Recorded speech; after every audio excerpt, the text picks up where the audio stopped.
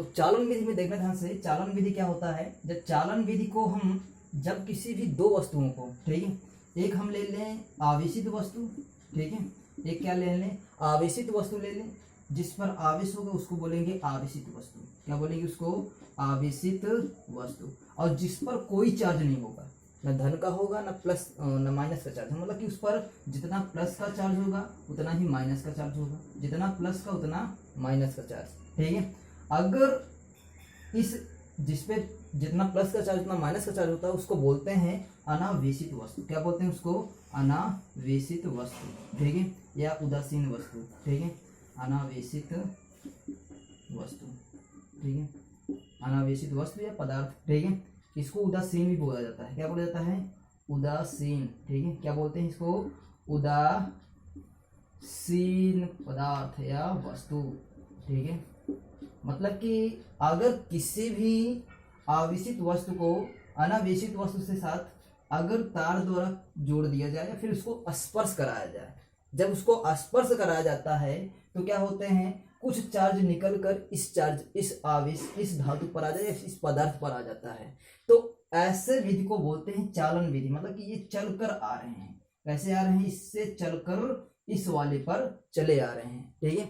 हम क्या करेंगे, एक आवेशित वस्तु लेंगे, एक अनावेशित वस्तु लेंगे, उसके बाद इसको एक तार द्वारा जोड़ देंगे या फिर इसको स्पर्श करा देंगे, ठीक। तार द्वारा जोड़ेंगे या संपर्क कराएंगे, ठीक। जब संपर्क करा देंगे तो कुछ आवेश निकलकर इस वाले पदार्थ पर आ जाते हैं, तो इस वाले मेथड को बोलते हैं चालन विधि या कंडक्टर मेथड। क्या बोलते हैं इसको? चालन विधि बोलते हैं, ठीक है। फिर आगे सुनना ध्यान से, तीसरा मेथड जो आता है वो बहुत इंपॉर्टेंट मेथड है और वो पूछा भी जाता है, ठीक है। वो मेथड है प्रेरण विधि। कौन सी विधि है? प्रेरण विधि, ठीक है। देखो दो विधियां था पढ़ाए थे, घर्षण मेथड और friction method, friction method and conductor method, ठीक है। तो घर्षण विधि में क्या था, दो वस्तुओं को आपस में रगड़ रहे थे, रगड़ने के बाद क्या हो रहा था, दोनों वस्तु उसमें आवेशित हो जा रही थी, ठीक। और उसमें दोनों अनावेशित ही वस्तु रहती थी, कोई जरूरी नहीं होता कि आवेशित हो या ना हो, ठीक है। और इस वाले विधि में क्या है कि एक अनावेशित वस्तु लेंगे, एक आवेशित वस्तु लेंगे, अब उसको एक तार द्वारा जोड़ देंगे या फिर संपर्क करा देंगे, तो दोनों कुछ आवेश निकलकर इस वाले पदार्थ पर आ जाता है। इसको बोलते हैं चालन विधि। तीसरा विधि जो आता है, तीसरा विधि आता है प्रेरण विधि। कौन सी विधि है? प्रेरण विधि, इंडक्शन मेथड, ठीक है। कौन सी विधि आता है?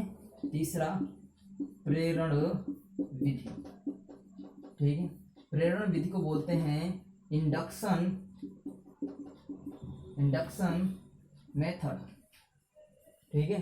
क्या बोलते हैं? Induction method. प्रेरण विधि में क्या होता है कि हम क्या करते हैं, इसको संपर्क नहीं कराते हैं, इसको क्या करते हैं, संपर्क में नहीं लाते हैं, बिना संपर्क में लाए, ठीक है। देखना ध्यान से, हम एक आवेशित वस्तु ले लेंगे और एक अनावेशित वस्तु ले लेंगे, ठीक, जिस पर प्लस का चार्ज माइनस का चार्ज बराबर होते हैं, ठीक। अब क्या करेंगे, ये क्या है, आवेशित वस्तु है। कौन सी वस्तु है? आवेशित वस्तु है। ये कौन सी वस्तु है? अनावेशित वस्तु या उदासीन वस्तु।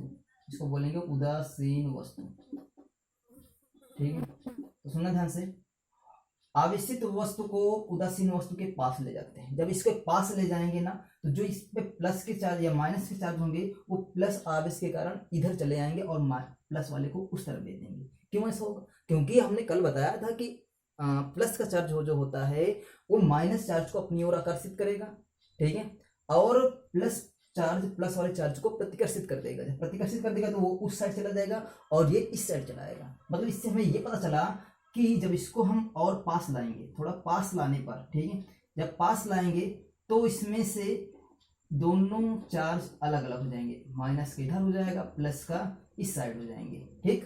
प्लस के इस साइड हो गए, माइनस के इस साइड हो गए।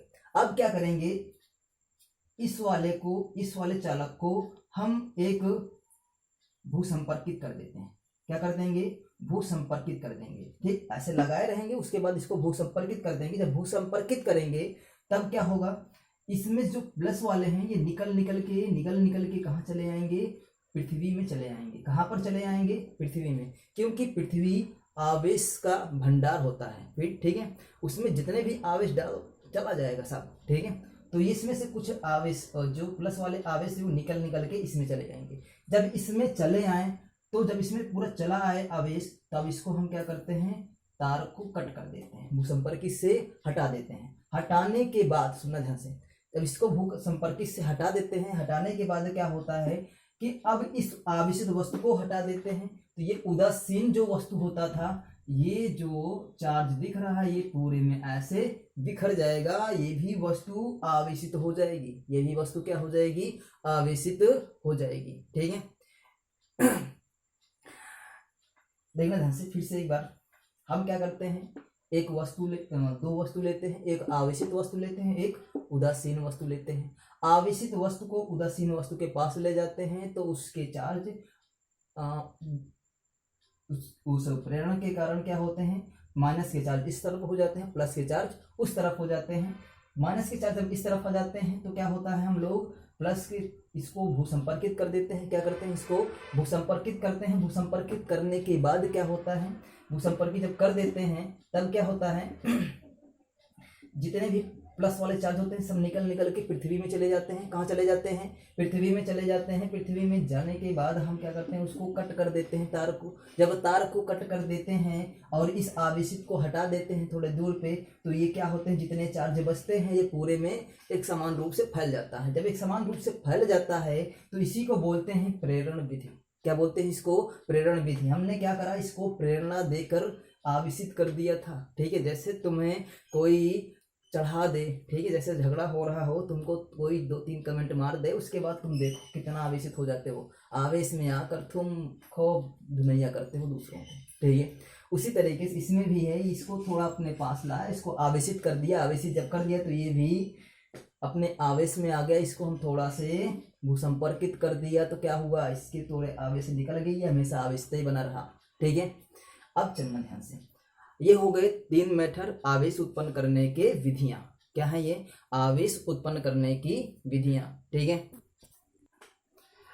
अब आगे हम एक नई हेडिंग लगाते हैं जो बहुत इंपॉर्टेंट है तुम्हारे लाइफ, तुम्हारे फिजिक्स का सबसे बड़ा इंपॉर्टेंट चैप्टर ये हेडिंग है। ठीक है, सबसे बड़ा इंपॉर्टेंट हेडिंग है, इसको तो हमेशा याद रखना है, चाहे सब कुछ भूल जाना। ठीक है, इसको अगर नहीं याद करोगे तो तुम्हारे जो विद्युत के चैप्टर हैं तुम पूरे नहीं कर पाओगे। ठीक है, विद्युत के चैप्टर तुम आगे चल के एक भी हेडिंग नहीं कर सकते सही से। ठीक है, तो सुनना ध्यान से। अब जो नया चैप्टर है, वो नया हेडिंग है, वो हेडिंग क्या है, कूलाम का नियम। कौन सा हेडिंग है, कूलाम का नियम। ठीक है, कौन सा नियम है, कूलाम का नियम। ठीक है, कौन सा नियम है ये, कूलाम का नियम है। तो सुनना ध्यान से, कूलाम का नियम होता क्या है। कूलाम एक वैज्ञानिक थे। उन्होंने क्या किया कि जब दो आवेश को पास पास ला रहे थे, देख रहे थे उसमें आकर्षण और प्रतिकर्षण का लग रहे थे। मतलब कि क्या हो रहा था, जब दो आवेश अगर प्लस प्लस आवेश को पास लाते थे तो क्या होता था, वो दूर भागते थे, उसको बोलते थे प्रतिकर्षण। क्या बोलते थे उसको, प्रतिकर्षण। और जब एक प्लस और एक माइनस को पास लाते थे, प्लस एक माइनस को पास लाते थे, तो क्या होता, वो पास आने की कोशिश करते थे। अब ये दूर कितनी तेजी से जा रहे हैं और ये दूर कितने बल से जा रहे हैं और एक पास कितने बल से आ रहे हैं, इसको ज्ञात करने के लिए कूलाम ने एक नियम दिया। किसने नियम दिया, कूलाम ने एक नियम दिया कि अगर कोई भी दो आवेशित वस्तु होगा तो वह कितने बल से एक दूसरे को आकर्षित करेंगे या प्रतिकर्षित करेंगे। ठीक है, एक दूसरे को कितने बल से आकर्षण करेंगे या कितने बल से प्रतिकर्षण करेंगे, इसको ज्ञात करने के लिए कूलाम ने एक नियम दिया। ठीक है, जैसे तुम लोग न्यूटन का नियम पढ़ा था। ठीक है, आकाशीय पिंडों के लिए न्यूटन का नियम पढ़ा था, उसी तरीके से कूलाम का नियम है। ठीक है, तो सुना ध्यान से, कूलाम ने क्या बताया, कूलाम ने यह बताया कि अगर दो बिंदु आवेश हो, कौन सा हो, दो बिंदु आवेश हो और उस आवेशों को, इसमें कैसा आवेश हो, बिंदु आवेश, ध्यान रखना, बिंदु आवेश ये एक पॉइंट चार्ज है। ठीक है, कैसा चार्ज है, पॉइंट चार्ज है। ये बिंदु आवेश को हम अगर पास पास लाते हैं, ठीक है, इन बिंदु आवेश को पास पास लाते हैं तो क्या होता है, अगर इनके बीच की दूरी मान लेते हैं r, पास पास लाने के बाद इनको रख देते हैं r दूरी पर, और ये देख लेते हैं ये q1 है और ये मान लेते हैं Q2 आवेश है। तो कूलाम ने बताया कि अगर दो बिंदु आवेश को पास पास लाते हैं तो उनके बीच आकर्षण या प्रतिकर्षण का बल लगने लगता है। ठीक है, कैसा बल लगने लगता है? आकर्षण तथा प्रतिकर्षण का बल लगने लगता है। वो बल जो होता है वो दोनों आवेशों के गुणनफल के समानुपाती, दोनों आवेशों के गुणनफल के समानुपाती तथा बीच के दूरी के गुणनफल के व्युत्क्रमानुपाती होता है। बीच के दूरी के वर्ग के व्युत्क्रमानुपाती है। किसके होता है? बीच के दूरी के वर्ग के व्युत्क्रमानुपाती होता है। फिर से सुनना ध्यान से। कूलाम ने बताया, कूलाम ने, इसको लिखोगे कैसे, लिखने के बोल रहे हैं उसको लिख लेना। यहाँ पर लिखना पॉसिबल उतना नहीं, तुम्हारा टाइम कंज्यूमर होगा। ठीक है, मैं बोल रहा हूँ उसको बार बार रिपीट करके लिख लेना। ठीक है, तो सुनना ध्यान से।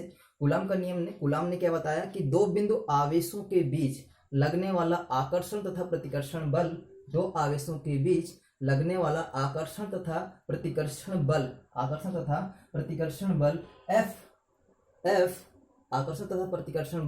F दोनों आवेशों के गुणनफल के समानुपाती तथा बीच के दूरी के वर्ग के व्युत्क्रमानुपाती होता है। दोनों आवेशों के गुणनफल के समानुपाती तथा बीच के दूरी के वर्ग के व्युत्क्रमानुपाती होता है। ठीक है, इसको अगर मान ले पहला समीकरण और इसको मान ले कौन सा? दूसरा समीकरण। ठीक है, तो हम समीकरण 1 और 2 से देखें। अगर समीकरण 1 और 2 से देखें तो हमको मिलता है क्या? F बराबर मिलता है Q1 Q2 बटा R स्क्वायर। समानुपाती क्या मिलता है? Q1 Q2 अपान R स्क्वायर। ये क्या लिख सकते हैं? समीकरण 1 व 2 से। कौन से? समीकरण 1 व 2 से। ठीक है, समीकरण 1 व 2 से लिख सकते हैं। तो लिख सकते हैं क्या? F बराबर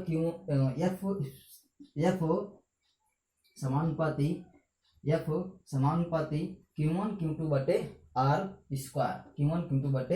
स्क्वायर। अगर इस समानुपात का हम चिन्ह हटाते हैं तो एक कांस्टेंट आता है। ठीक है, क्या आता है? एक कांस्टेंट आता है। तो हम हटाते हैं, तो हटाएंगे वो कांस्टेंट आएगा K। क्या होता है? K। और ये हो जाएगा Q1 Q2 बटा R स्क्वायर। क्या होगा? Q1 Q2 बटे R स्क्वायर। ये K होता क्या है? सुनो ध्यान से, पहले ये जान लो। अब ये बल पहले जो जान लो, बल ये कौन सा बल है? ठीक है, अगर किसी आकाशीय पिंड के बीच लगता है बल तो उसको बोलते हैं गुरुत्वाकर्षण बल। ठीक है, अगर कोई पिंड अगर गोले में से चक्कर कर रहा है तो उसके बीच दो बल लगते हैं, एक अपकेंद्री बल लगता है, एक अभिकेंद्री बल लगता है। ठीक, और अगर कोई पिंड एक रेखा में गति करता है। ठीक है, अगर कोई वस्तु पर हमें ऐसे बल लगाएं तो उसको बोलते हैं अक्षीय बल, रेखीय बल बोलते हैं। ठीक है, बल। तो हम ये जान लेते हैं, पहले ये जान लेते हैं कि कौन सा बल लगता है। तो बल ये कौन सा लगता है? स्थिर वैद्युत बल होता है। कौन सा बल होता है? स्थिर वैद्युत बल होता है। ठीक है, तो कूलाम के नियम से ऐसे भी बोल सकते हो कि दो बिंदु आवेशों के बीच लगने वाला स्थिर वैद्युत बल दोनों आवेशों के गुणनफल के समानुपाती तथा बीच की दूरी के वर्ग के व्युत्क्रमानुपाती होता है। ठीक है, दोनों आवेशों के गुणनफल के समानुपाती तथा बीच के दूरी के वर्ग के व्युत्क्रमानुपाती होता है। इसे ही कूलाम का नियम कहते हैं। ठीक है, आगे सुनना ध्यान से। समीकरण 1, अगर इस समीकरण को पहला मान ले दूसरा मान ले तो देखें इसमें समीकरण 1 व 2 से। तो F समानुपाती Q1 Q2 बटा R स्क्वायर। अगर इस समानुपात का चिन्ह हटाते हैं तो K का मान K आ जाता है। क्या आ जाता है? K आ जाता है। इसके K क्या होता है? K होता है स्थिर वैद्युत स्थिरांक है। क्या है? स्थिर वैद्युत का स्थिरांक है। ठीक, कांस्टेंट ऑफ इलेक्ट्रोस्टैटिक। ठीक है, कांस्टेंट ऑफ इलेक्ट्रोस्टैटिक। K क्या है? Constant of electrostatic. ठीक है, कांस्टेंट ऑफ इलेक्ट्रोस्टैटिक। K क्या है? कांस्टेंट ऑफ इलेक्ट्रोस्टैटिक स्थिर वैद्युत स्थिरांक। K क्या है? स्थिर वैद्युत स्थिरांक। इस K का मान क्या होता है? सुनो ध्यान से। जब वायु या निर्वात में हो तो इस K का मान क्या होता है? 9 × 10 की पावर 9। 9 × 10 की पावर 9 कितना होता है? इस K का मान होता है 9 × 10 की पावर 9 होता है। ठीक है, और इस K का मात्रक क्या होता है? इस K का मात्रक क्या होता है? न्यूटन मीटर स्क्वायर प्रति कूलाम स्क्वायर। मात्रक के बारे में आगे हम चर्चा करेंगे। ठीक है, पहले इतना जान लेते हैं कि के का मान क्या होता है, 9 × 10⁹ न्यूटन मीटर स्क्वायर प्रति कूलाम स्क्वायर। ठीक है, और इस के का मान एक और होता है, के का मान क्या होता है 1/4πε0। क्या होता है 1/4πε0। ठीक है, क्या होता है 1/4πε0। ये सब कहाँ होते हैं, जब माध्यम क्या हो, निर्वात हो, क्या हो, निर्वात हो, मतलब इनके बीच में माध्यम निर्वात हो तभी हो। ठीक है, या फिर वायु भरा हो, क्या भरा हो, या वायु हो। ठीक, निर्वात हो या वायु हो तो के का मान कितना होता है 9 × 10⁹ न्यूटन मीटर स्क्वायर प्रति कूलाम स्क्वायर, और के का मान कितना 1/4πε0, या फिर ये रख सकते हैं। तो अगर ये वाला हम मान रखें तो क्या मिलता है, एफ का मान मिलता है 1/4πε0 Q1 Q2/r²।